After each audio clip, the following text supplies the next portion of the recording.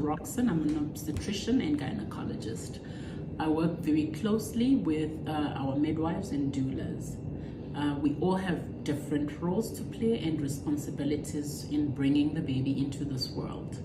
So there are times when moms just require a midwife, and there are times when I have to step in and an obstetrician.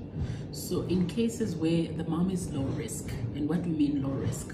Low risk means an uncomplicated pregnancy and where we don't anticipate problems during the delivery. So a first-time mom has had normal blood tests and no issues with the baby's growth, and the baby is lying in a cephalic position, means that they can actually be managed by a midwife. But there are times when as a gynae you have to step in, or obstetrician, and instances like this will then require me to come in. A patient who has had 2 previous cesarean sections will obviously then automatically be booked for a C-section. And a C-section is a life-saving procedure where we bring the baby into this world via an operation. If the baby is severely distressed and not doing well during the labor, they will call the obstetrician on call to come and deliver the baby via an emergency C-section.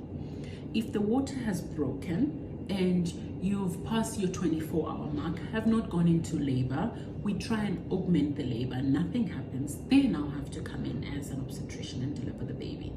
The other times when we come in is when there is what we call premature labor.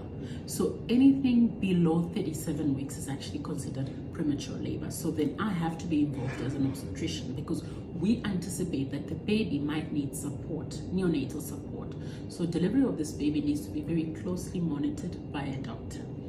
The other times is when we have a bridge delivery where we can deliver the baby naturally, but supervision has to be there.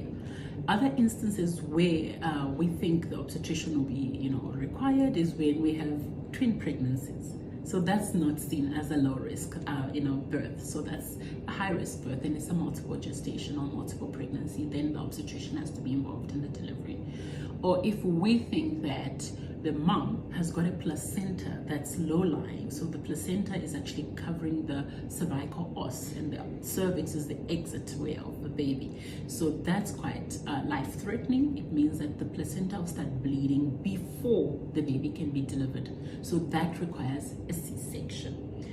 If we think that the baby has got a transverse lie, so baby is not lying in the upside down position, but rather across the mom, we have to establish, is the baby lying with the back on top or the back at the, next to mom's spine? So that's a delivery that will require the gynecologist. I hope